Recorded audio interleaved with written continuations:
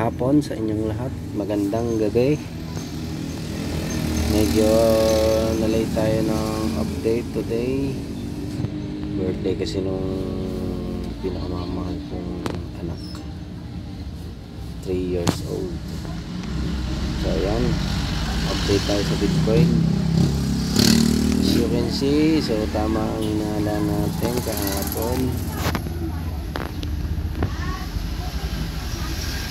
Dahil walang pressure dito sa ating SNR,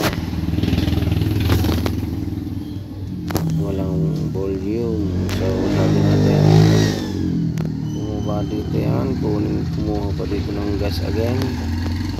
So as you can see, ito pivot, ano to, pivot, weekly pivot. So above the pivot na siya, meaning so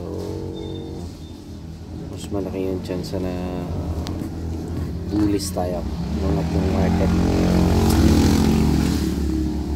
dahil nag-umpisa na ulit yung kanyang weekly.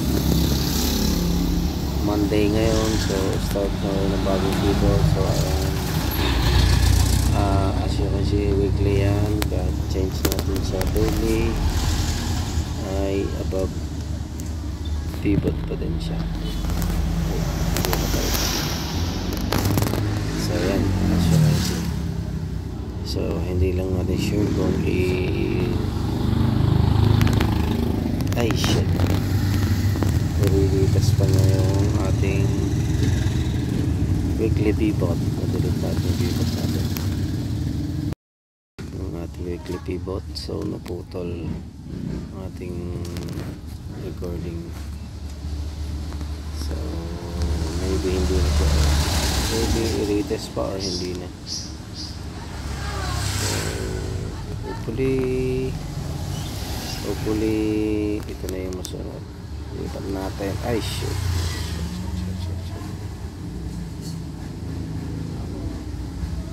hopefully ito na yung masunod, ano? So yan.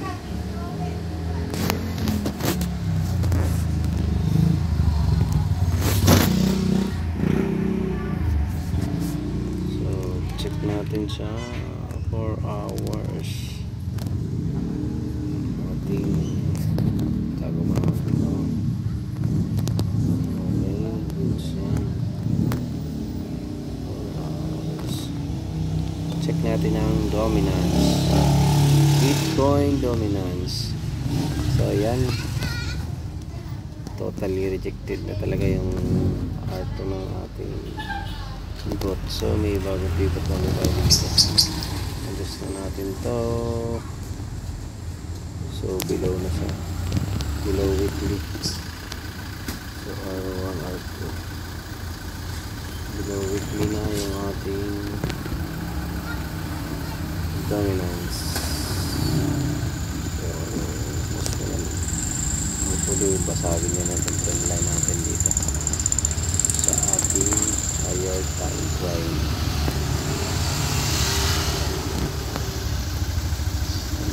Sana napakalapit naman. So feeling ko masagin niya pati ito, masagin niya yan, kakaroon ng magandang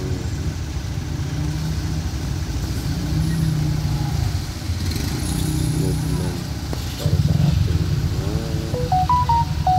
altcoin holders.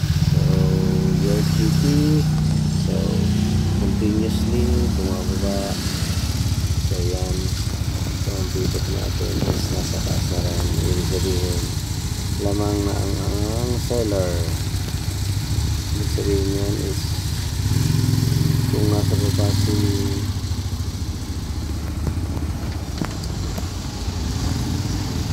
price ng ating weekly pivot, so ingat na tayo sa mga shorting.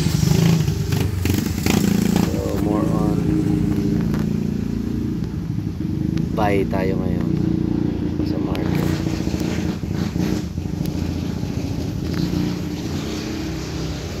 So maganda daily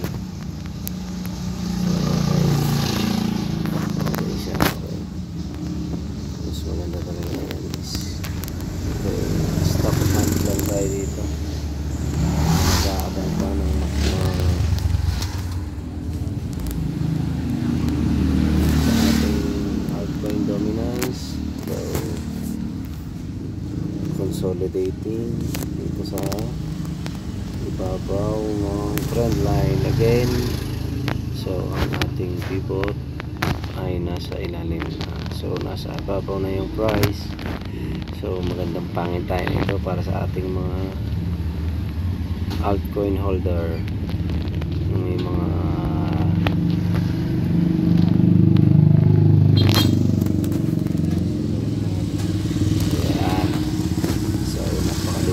napakaganda ng ating market ngayon.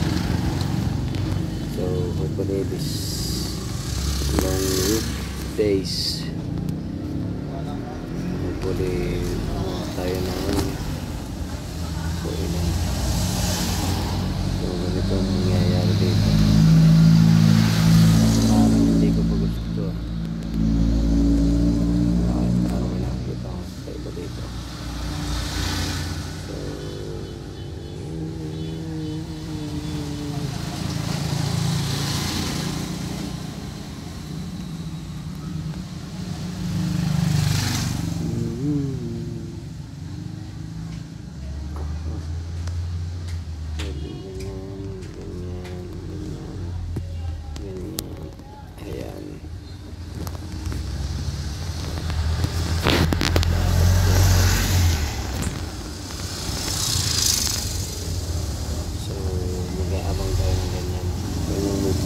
No. So feeling ka naman ito,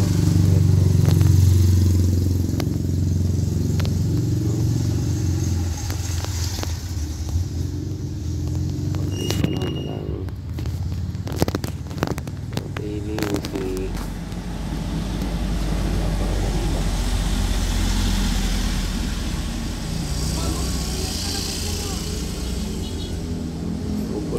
Hopefully so Bitcoin prices, so ano ba to,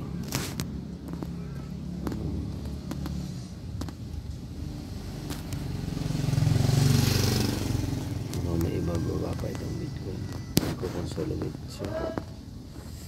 Maybe ano ba to, maybe ano to, maybe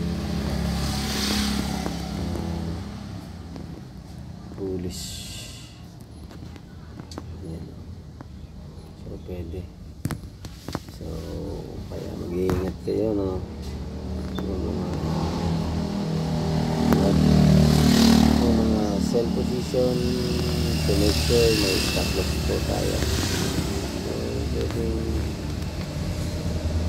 pwedeng bumasok, pwedeng kumuha pa ng konti dito. So ito ang ating order flow. Oh wait, no, this one ilagay na ito, order flow.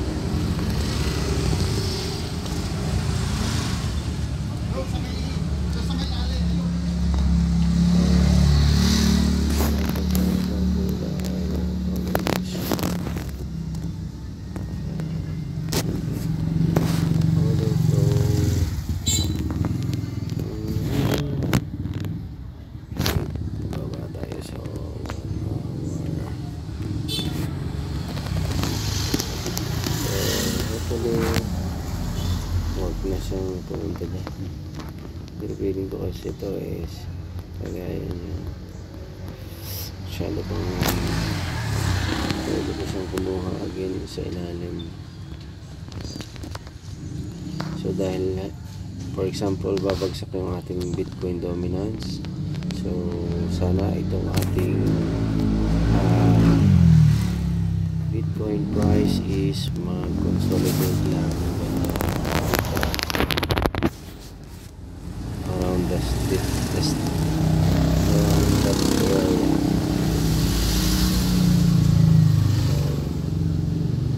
Hopefully hindi na siya magkuha dito. Let's see sa mga susunod na linggo, months. abang-abang lang tayo guys.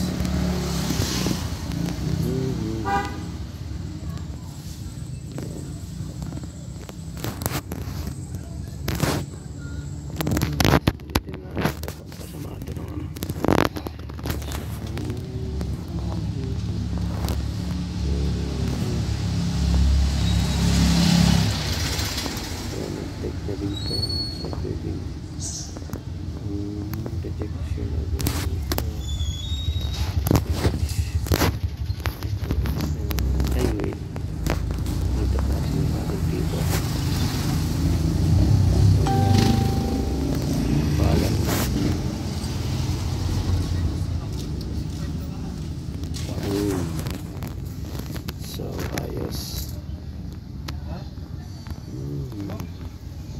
Maganda. Ayos dito. Umabot na yung araw natin.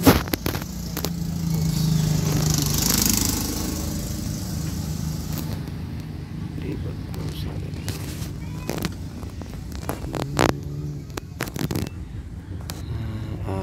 May check natin yung material.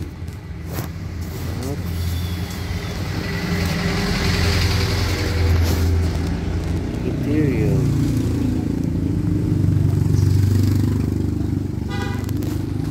So ayan, pang green.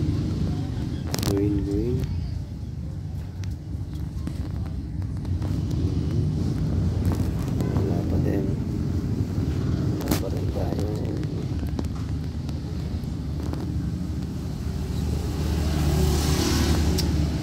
So kasi mag-clear sa below. Pangit ko yung sa gawa natin. So inside door pa rin siya. So inside door meaning consolidate lang yan. Sa high time frame ano lang siya, inside bar. Hindi pa siya bumabasag na any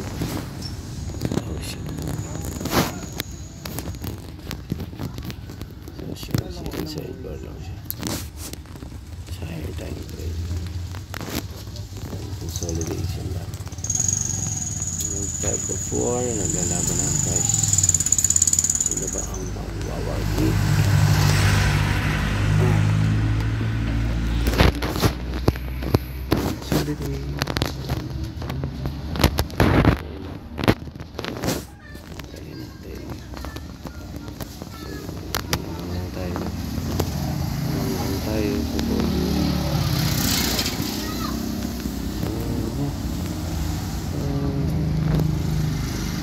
Below pa rin siya, keyboard, kaya wala pa rin, wala pa siya.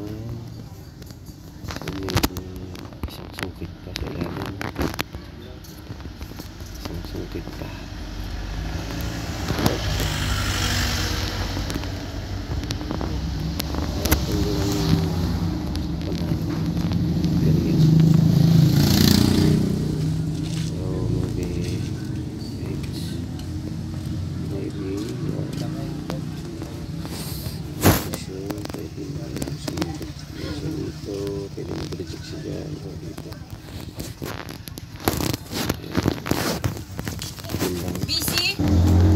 Yan lang. So ingat pa rin tayo sa ating interior. So maybe kukuha pa siya ng another gas. Hindi natin sure kung masyado kasing stagnant yung kanyang price, yung volume, wala pa siyang volume. Abang-abang lang muna. Here yung BNB, how are you? So ayun,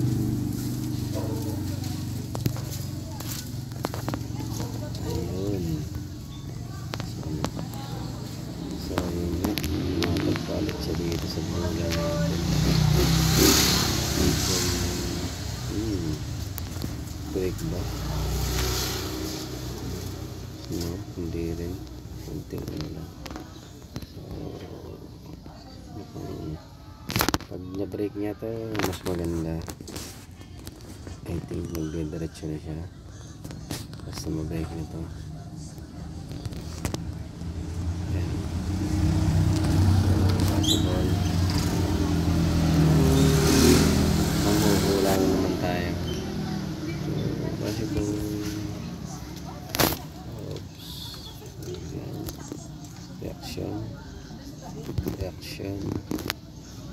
reaction ulit. So pag na-brake niya yan, gawa dito ganyan, and then boom, galing ang galing. So yan lang ano. Wait,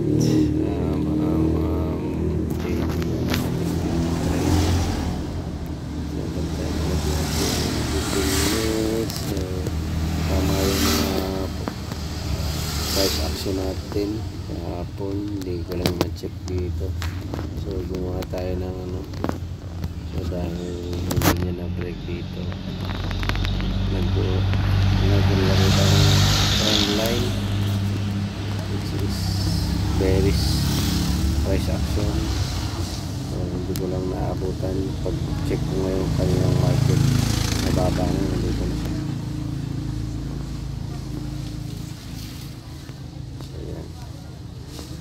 Napakagaling ng price action. So ito another, okay. So pag na-break ito, habang tayo dito, parang dito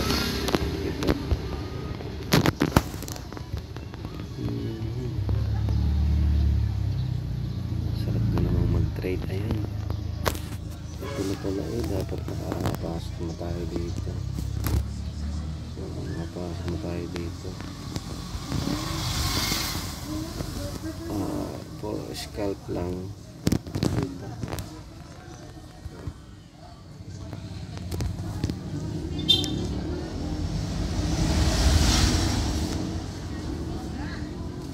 Ayan, ayaw buka.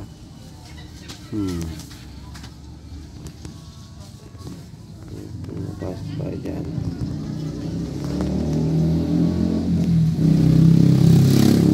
So mag-aabang ka ulit bago ulit natin yung brake. Habang tayo mag-brake dito, and maybe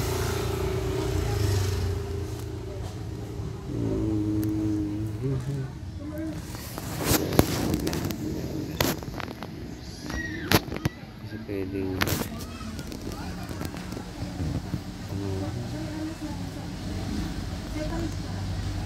ganyan lang, good lang tayo. So pwedeng yan, reaction ulit yan dito sa ating supply. Yan, pwedeng magpatuloy siya dyan, or maybe basagin mo yan, basagin mo. So yun lang, konting update lang. Sarap mag-trade. Walang IBC. Yan lang po. Subscribe sa mga newbie lang, newbie. So kung nakapasok pa dito, exit ko din sa taas. Ang SL mo dito na yung pagdalo na ito.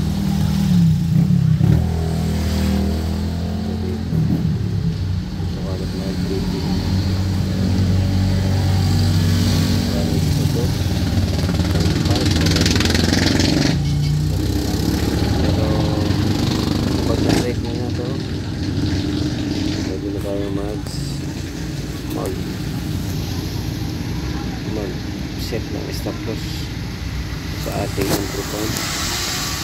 Trail stop tayo. So yun lang po. Maraming salamat. Bye.